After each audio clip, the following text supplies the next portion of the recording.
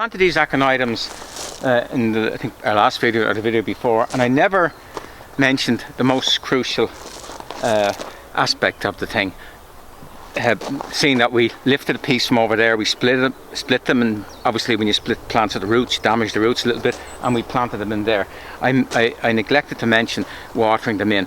Now, watering in is different than watering. The purpose of watering it in is to put so much water, to overwhelm the system with water, that the soil around the plant, the little tiny bits of soil locks onto the roots and forms a bond and gets rid of all the air pockets. The water is taken down by gravity, it's brought down into the subsoil and brings everything around the roots as it goes down.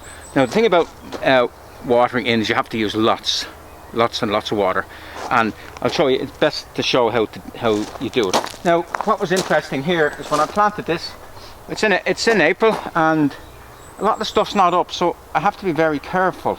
And I knew there was something here and I wasn't sure, but I looked closely now, and where are we? That's there. You have to be very careful. I don't know whether you can see that, David. That's a hosta called Halcyon. Lovely buds on it, lovely fat buds on it. And knowing how I plant, there's probably another one about here. There's one up there. Oh, there, look, there. Now, if you stand on that, it's probably all right, but in certainly a week or two's time, just stood on that, you'd wreck it. One there, there's one here coming on, and there's another one there. So actually, what we do, it's a matter of interest. We get a stick, get a few sticks, so we know how we're fixed. There's one there.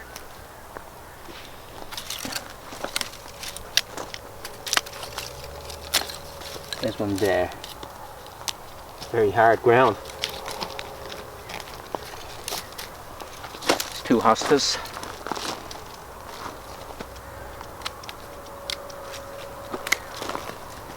Number 3.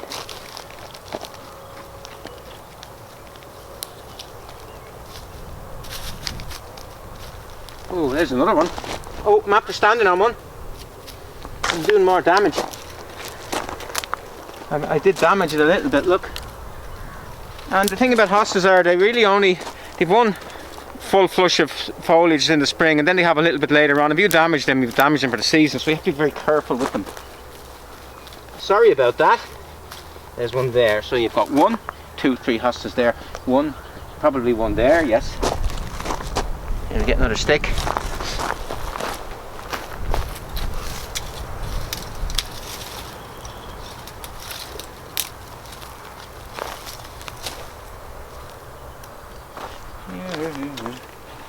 There.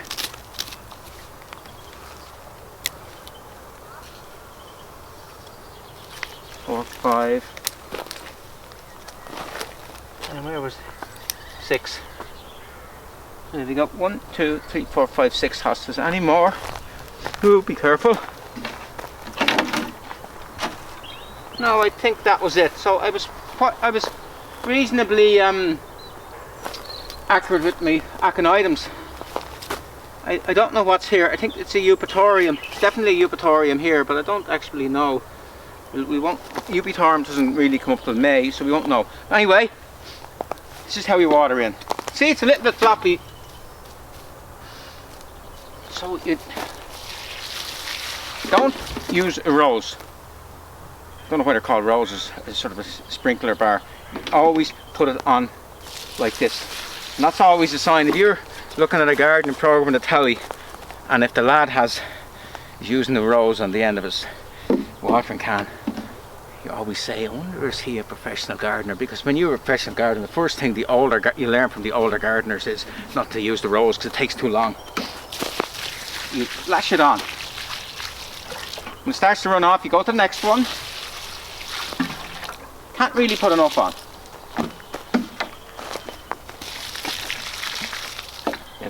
In a bit.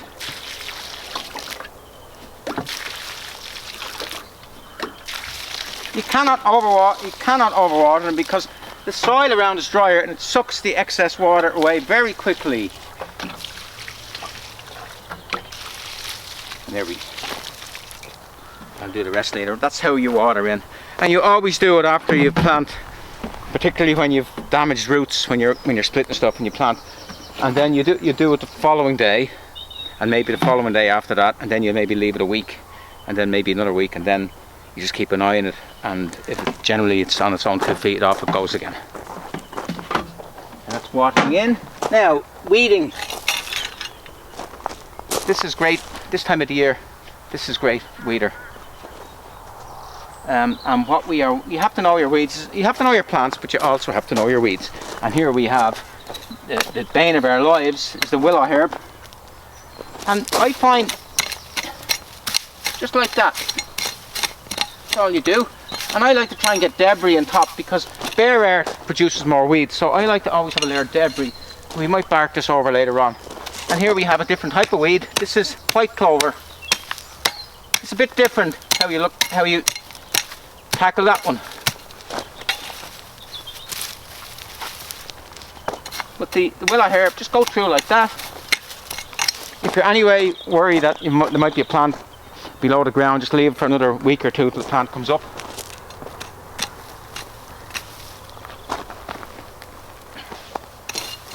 And if you even leave it half in the ground, even a little bit of root, it will be enough generally for it to start off again.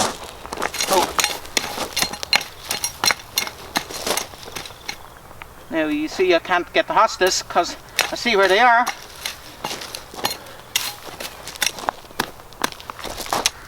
That's a seedling of the New Zealand Toto, Cortaderia, richardii, that big plant over there. Oh. And take your time and make sure you get everything. And this is important. Always come back maybe a few days later for the bits you've missed, because you'll always miss weeds. There's always, no matter how thorough you are, there's always ones that just seem to sneak below the radar.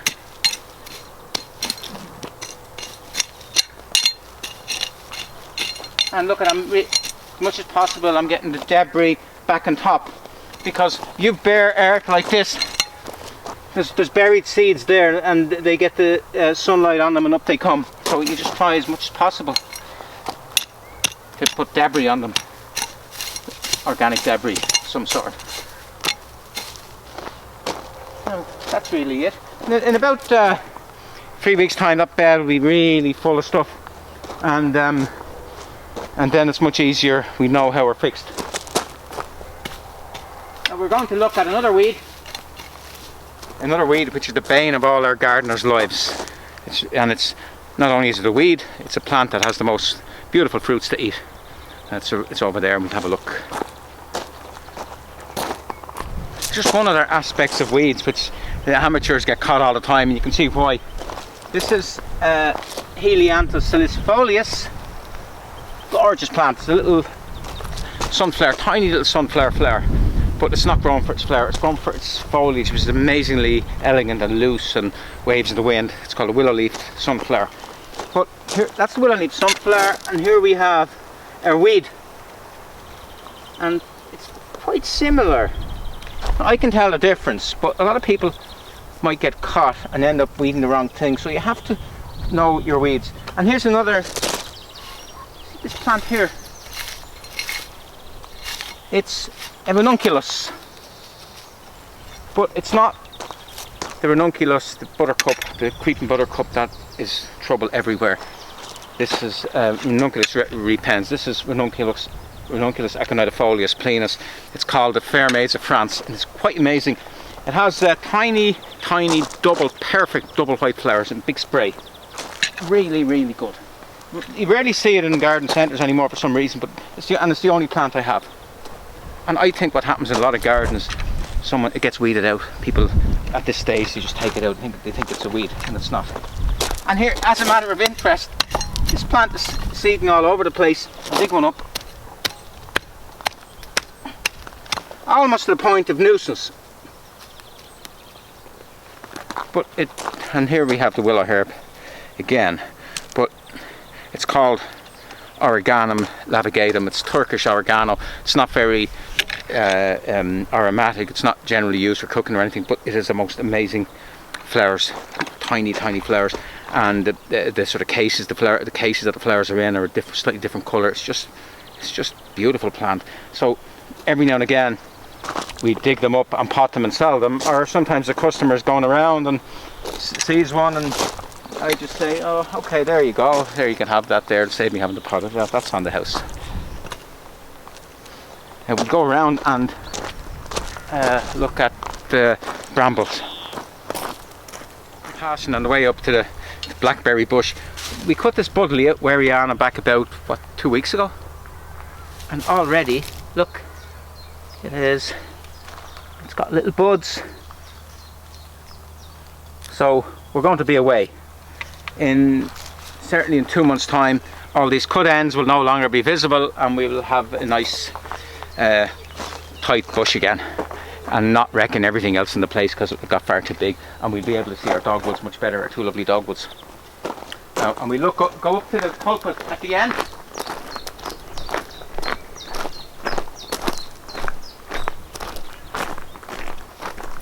Weed as we're going. Now look at that. Now, that's a weed you have to look at. Sometimes you have to just get in with your hands and weed out.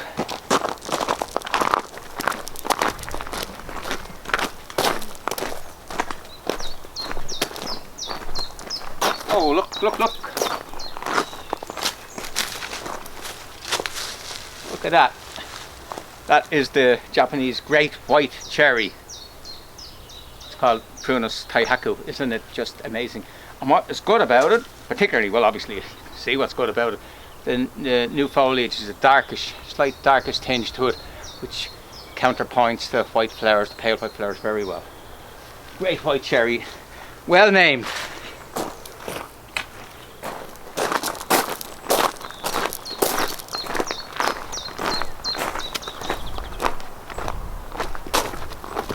Down here, David. We cut our mound back yesterday. Our Scots pine mound is starting to look. They were planted about, say, 6 years ago, and it's starting to look a bit foresty now. It's starting to look. In a few years' time, people will think that was planted by Brian Boru or something. That it was there forever. It was only there for about 8 years, 6 years. Now, I was cutting that hedge. I noticed this here, and it's bramble, blackberry bush. The bane of us gardeners, and it must have been terrible in the days when they hadn't invented gloves. But the only way to get it is to find out its source. And we go down and have a look. Don't be careful here. Look at an actia. Uh-oh, look, I'm after squashing an actia. Purple actia. So be careful.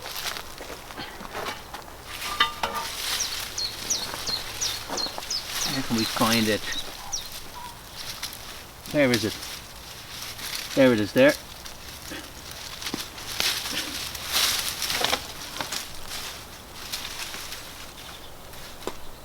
No, there's more. What's the actia?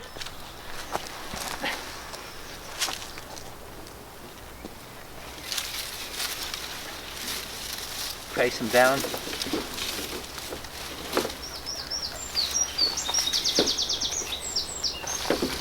How are you, Misty?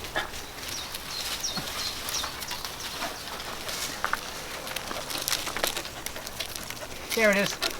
Couldn't have gotten a worse position.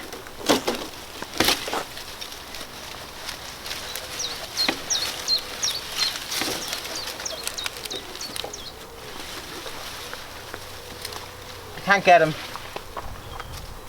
He's actually right behind the stem of the yew.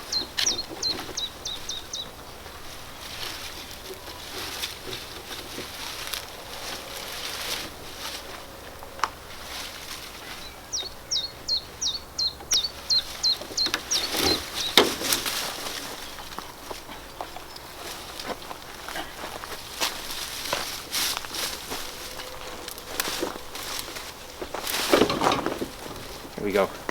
Now I took the lazy man's way out and I nipped it as close as I could with the secateurs so that it will come back up again, so we'll have to just keep an eye and just maybe, if I get a chance, go in behind with some type of implement and get out the roots. But that's what you have to do with brambles, keep an eye on them.